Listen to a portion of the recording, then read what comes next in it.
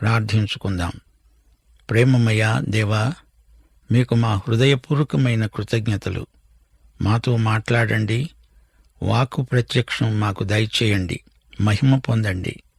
యేసు నామమున ప్రార్థిస్తున్నాము తండ్రి, ఆమేన్. సోదరీ సోదరులారా, ఈ రోజున ఆదికాండం 17వ అధ్యాయం మనం పారాయణం చేయబోతున్నాము. 3-4 వచనాలు వినండి. అబ్రాము సాగిలపడి ఉండగా దేవుడు అతనితో మాట్లాడాడు. ఇదిగో, నేను నియమించిన నా నిబంధన, నీతో నేను నిబంధన చేసి ఉన్నాను. నీవు అనేక జనములకు తండ్రివి అవుతావు. ఇక మీదట నీ పేరు అబ్రాము కాదు, నిన్ను అనేక జనములకు తండ్రిగా నియమించాను గనుక నీ పేరు ఇక మీదట అబ్రహాం. 4000 సంవత్సరాలుగా ఇష్మాయేలు సంతతి, ఇస్సాకు సంతతి, ఈ రెండూ సమానాంతరంగా ఎంతో విస్తరించాయి. అంతేకాదు, అబ్రాహాము ఆధ్యాత్మిక సంతానమో, వీరు కూడా ఎందరో ఉన్నారు, విస్తరించారు. క్రీస్తునందలి విశ్వాసము ద్వారా మనము అబ్రహాము సంతానమవుతున్నాము. రోమాపత్రిక 4వ అధ్యాయం 16వ వచనం.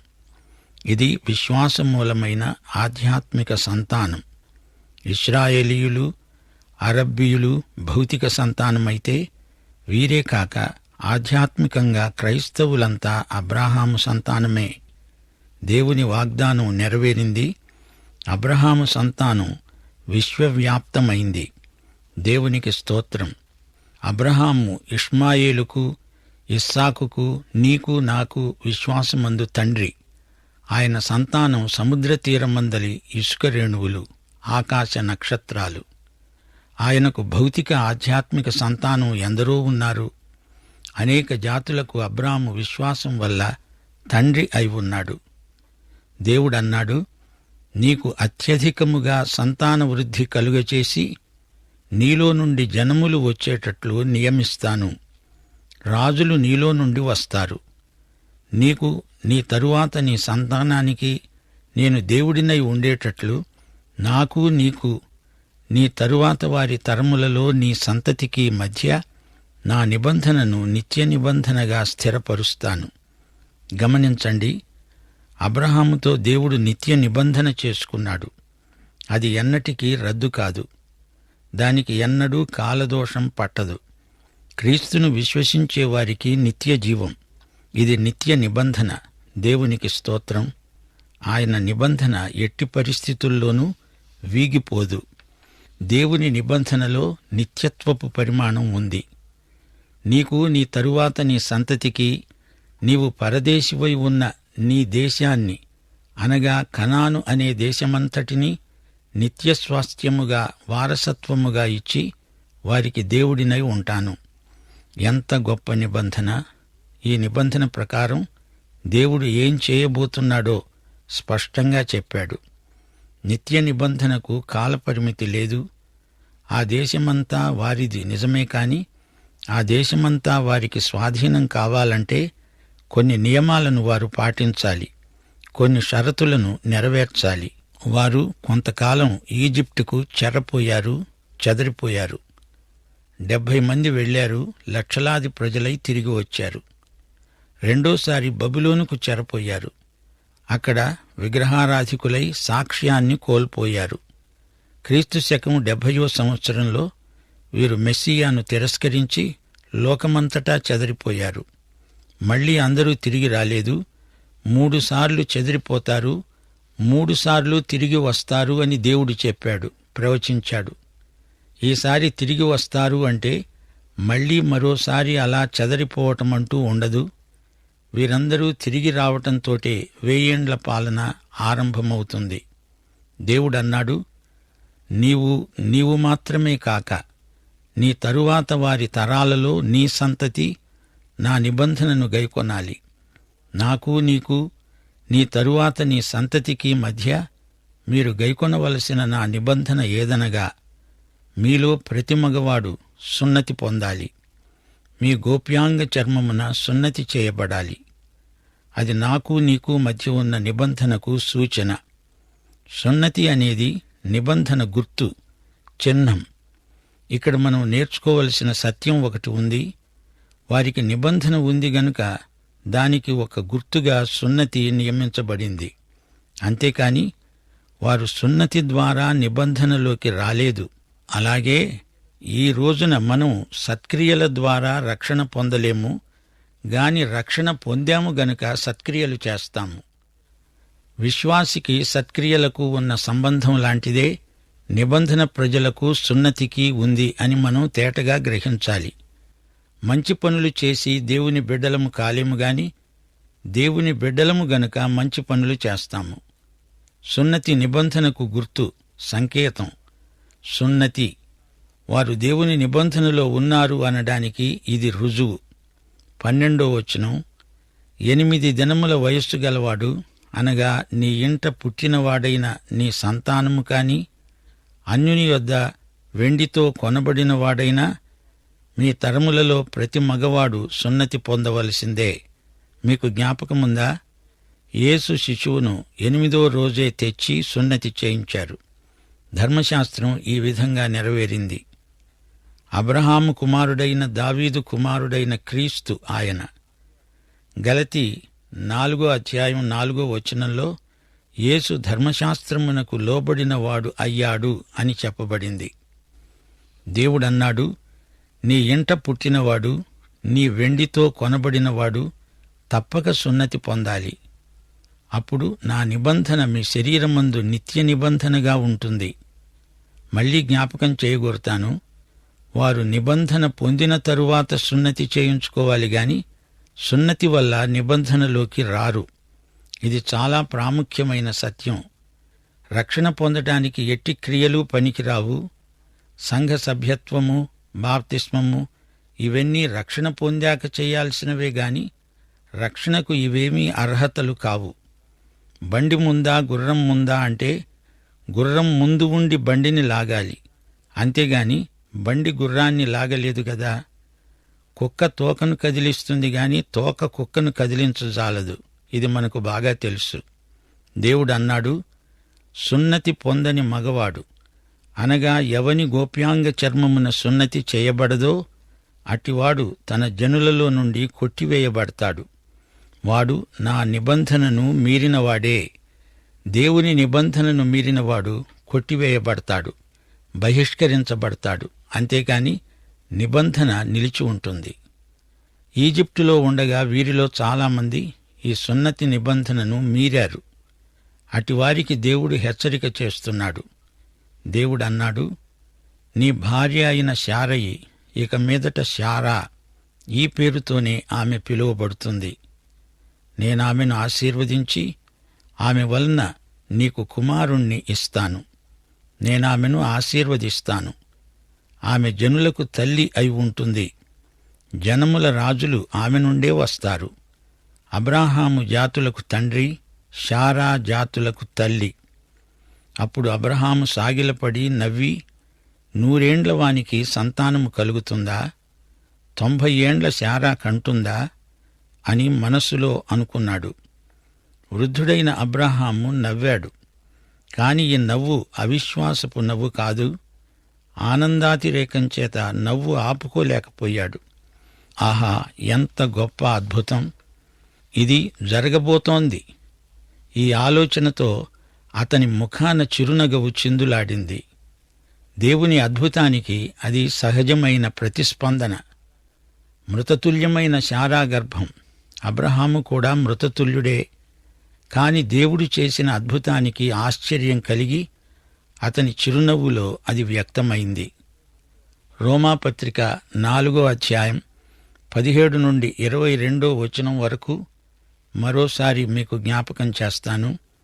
తాను విశ్వసించిన దేవుని ఎదుట అనగా మృతులను సజీవులనుగా చేసేవాడు, లేని వాటిని ఉన్నట్టుగానే పిలిచేవాడు అయిన దేవుని ఎదుట అతడు మనకందరికీ తండ్రి అయి ఉన్నాడు. ఇందును గూర్చి రాయబడి ఉన్నది, నిన్ను అనేక జనములకు తండ్రిగా నియమించాను, నీ సంతానము ఈలాగు ఉంటుంది అని చెప్పిన దాన్ని బట్టి తాను అనేక జనములకు తండ్రి అయ్యేటట్లు నిరీక్షణకు ఆధారము లేనప్పుడు అతడు నిరీక్షణ కలిగి నమ్మాడు.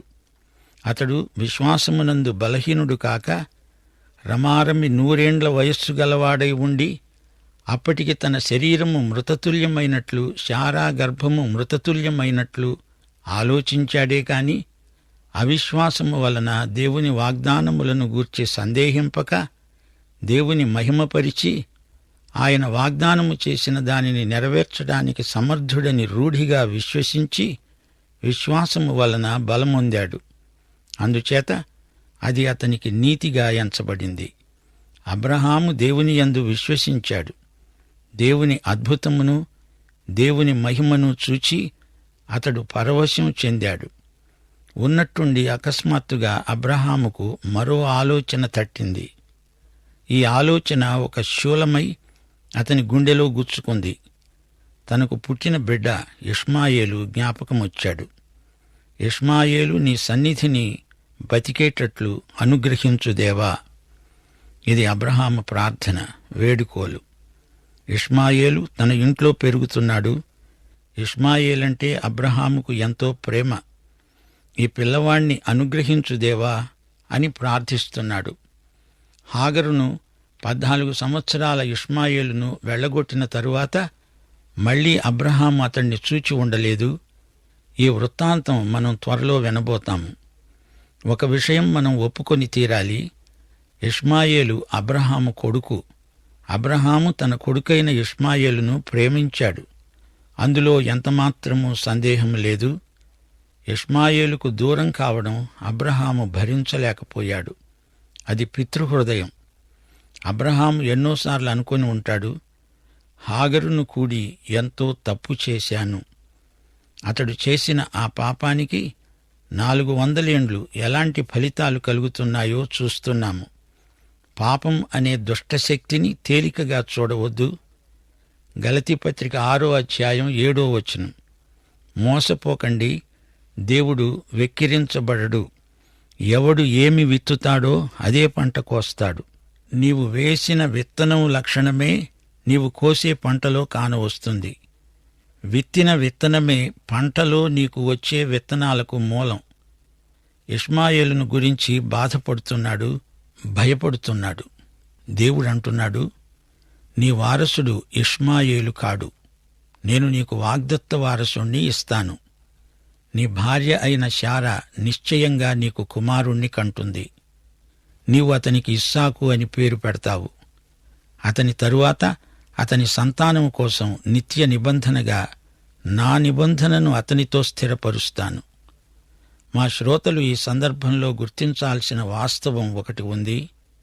దేవుడు బహుభార్యాత్వాన్ని ఎన్నటికీ ఆమోదించడు. అది ఆయన చిత్తం కానే కాదు.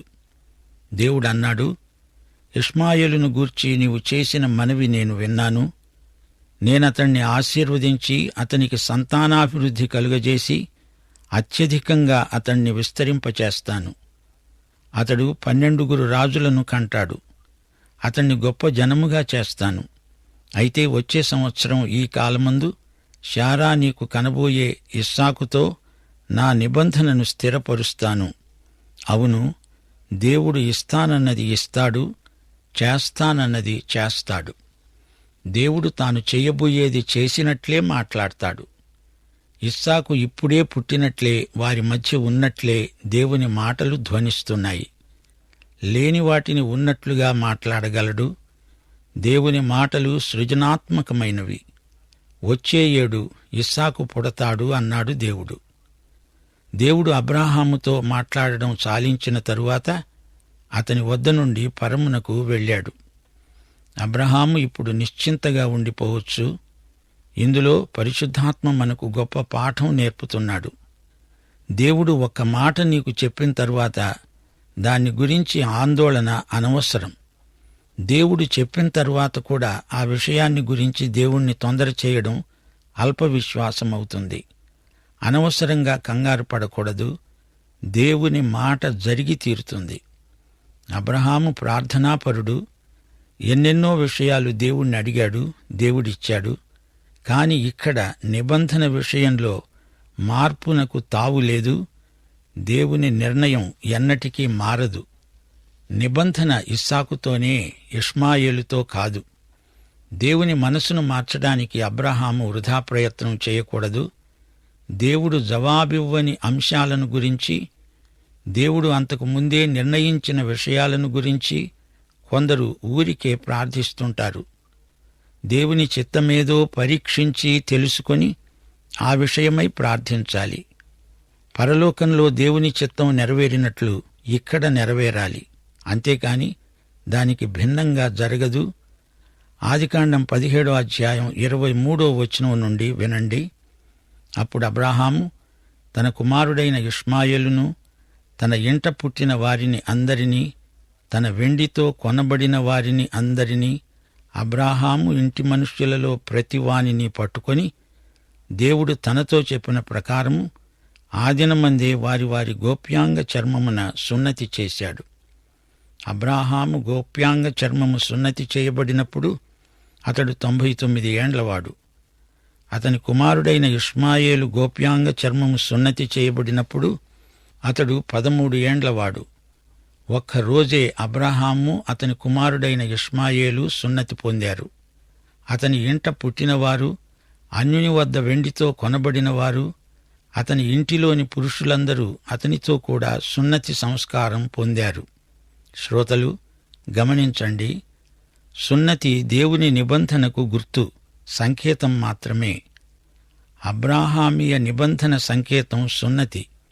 ఇష్మాయేలును కూడా దేవుడు గొప్ప జాతిగా చేశాడు గదా అంటారా? అవును, నిజమే గాని అబ్రహాముకు దేవుడు ఇచ్చిన వారసుడు ఇస్సాకు మాత్రమే. ఇస్సాకు వలననైనదే నీ సంతానము అనబడుతుంది అన్నాడు దేవుడు. దేవుడు ఏర్పరచుకున్న జాతిపిత అబ్రాహాము. అతని వారసత్వం ఇస్సాకుకు సంక్రమించింది. హీబ్రూ భాషలో బేరిత్ అనే మాట ఉంది. ఇదే మాటకు సున్నతి అని కూడా అర్థం వస్తుంది. ఇంతటితో 17వ అధ్యాయం సమాప్తం. 18వ అధ్యాయంలో దేవుడు తన వాగ్దానాలను పునరుద్ఘాటించాడు. సొదొమ గొమొర్రాలను నాశనం చేయబోతున్నాను అని దేవుడు అబ్రహాముకు ముందుగా చెప్పాడు. అబ్రహాము జీవితగాథలో మధ్య సొదొమ గొమొర్రాల వృత్తాంతం వచ్చింది. అబ్రహాము సొదొమ గొమొర్రాల పక్షమున ఎంతో విజ్ఞాపన చేశాడు. 18వ అధ్యాయంలో అబ్రహాము ఆశీర్వాదం, 19వ అధ్యాయంలో పాప ఫలితమైన శాపం, లోతు జీవితం. ఇతని జీవితం ఎన్ని సంఘర్షణలతో నిండి ఉందో చూడబోతాము. 1 కొరింథీ 3వ అధ్యాయం 15వ వచనంలో లోతు చరిత్ర నేర్పే పాఠం. ఒకని పని కాల్చివేయబడిన ఎడల వానికి నష్టం కలుగుతుంది. అతడు తన మట్టుకు రక్షించబడతాడు, అగ్నిలో నుండి తప్పించుకొన్నట్లు రక్షించబడతాడు. ఇప్పుడు 18వ అధ్యాయంలో 1వ వచనం వినండి. మమ్రే దగ్గర ఉన్న సింధూర వనములో గుడారపు ద్వారమందు కూర్చొని ఉండగా యెహోవా అతనికి కనపడ్డాడు. మమ్రేలో కాపురమున్న వృద్ధుడు అబ్రహాము. అతడు కన్నులెత్తి చూడగా 3 మనుష్యులు అతని ఎదుట నిలవబడి ఉన్నారు. అతడు వారిని చూచి గుడారపు వాకిటి నుండి పరిగెత్తుకుంటూ వారికి ఎదురు వెళ్లి నేలమట్టుకు వంగి అన్నాడు, ప్రభూ, నీ కటాక్షము నా మీద ఉంటే నీ దాసుణ్ణి దాటిపోవద్దు. కొంచెం నీళ్లు తెప్పిస్తాను. దయచేసి కాళ్లు కడుక్కొని ఈ చెట్టు కింద అలసట తీర్చుకోండి. కాళ్లు కడుక్కోవడం పాద ప్రక్షాళనం. ఇంటికి అతిథి వచ్చినప్పుడు కాళ్లు కడగడం మర్యాద. అతిథి చెప్పులు విడిచి కాళ్లు కడుక్కుంటాడు. చెప్పులు విడవాలి, కాళ్లు కడుక్కోవాలి, విశ్రాంతి తీసుకోవాలి. ఇది అతిథి మర్యాద. ఒకసారి మన ప్రభువు తన శిష్యుల పాదాలు కడిగాడు. మీకు జ్ఞాపకముందా? ప్రభువు మన పాదాలు కడగటంలో మనకు సేవా దర్శనమిస్తున్నాడు. అబ్రహాము అన్నాడు, కొంచెం ఆహారం తెస్తాను, మీ ప్రాణాలను బలపరుచుకోండి, తరువాత మీరు వెళ్ళవచ్చు. ఇందునిమిత్తమే కదా మీ దాసుని వద్దకు వచ్చారు. నీవు చెప్పినట్లే చెయ్యి అన్నారు వారు. అబ్రహాము గుడారములో ఉన్న శారా వద్దకు త్వరగా వెళ్లి అన్నాడు, నీవు త్వరగా 3 మానికల మెత్తని పిండి తెచ్చి రొట్టెలు చెయ్యి. అబ్రహాము పశువుల మందకు పరిగెత్తి మంచి లేత దూడని తెచ్చి ఒక పనివానికి అప్పగించాడు. వాడు దానిని త్వరగా సిద్ధపరిచాడు. తరువాత అతడు వెన్నను పాలను తాను సిద్ధము చేయించిన దూడను తెచ్చి వారు భోజనము చేస్తూ ఉండగా వారికి దగ్గరగా ఆ చెట్టు కింద నిలిచి ఉన్నాడు. చూడండి, అబ్రాహాము ఎంత గొప్ప అతిథి ప్రియుడో. వారికి సమృద్ధి భోజనం వడ్డించాడు. 3 అతిథులు తృప్తిగా భోంచేశారు. వీరు మామూలు అతిథులు కారు, పరలోక సంబంధులు, రాచఠీవి గలవారు. హెబ్రీ పత్రిక 13వ అధ్యాయం 2వ వచనంలో చెప్పబడినట్లు, ఆతిథ్యము చేయటం మరువకండి. దానివలన కొందరు ఎరుగకయే దేవదూతలకు ఆతిథ్యం చేశారు. అబ్రాహాము ఎరుగకయే దేవదూతలకు ఆతిథ్యం చేశాడు. సందేశం ఇక్కడ ఆపుతాను. ప్రార్థన చేసుకుందాం. ప్రేమగల మా తండ్రి, పరిశుద్ధుడవైన దేవా, నీకు మా హృదయపూర్వకమైన కృతజ్ఞతాస్తుతులు సమర్పిస్తున్నాము. ఈ రోజున పాఠంలో ఎంతో చరిత్ర నేర్చుకున్నాము. అబ్రహామును గురించిన సత్యాలు మా జీవితాలకు అన్వయించుకోవటానికి మాకు సహాయం చెయ్యి తండ్రి. మా జీవితాలలో అనేకమైన సమస్యలు ఉత్పన్నమవుతాయి. వాటన్నిటికీ జవాబు యేసే అని మేము గ్రహించడానికి మా ఆదరణ కొరకు చరిత్రలో నుండి మాకెన్నో పాఠాలు నేర్పుతున్నావు. ప్రభు, శ్రోతలందరినీ ఆశీర్వదించు. అందరి అక్కరలు నీవెరుగుదువు. కొందరు రోగగ్రస్తులున్నారు, కొందరికి కుటుంబాలలో సమస్యలున్నాయి, కొందరికి నిరుద్యోగ సమస్య. ఇలాగూ పలు విధాల సమస్యలతో అనేక మంది సతమతమవుతున్నారు. ప్రభు, వారిని వ్యక్తిగతంగా మీరు సంధించాలి, పరామర్శించాలి. యేసు నామమున ప్రార్థన చేస్తున్నాము తండ్రి. ఆమేన్.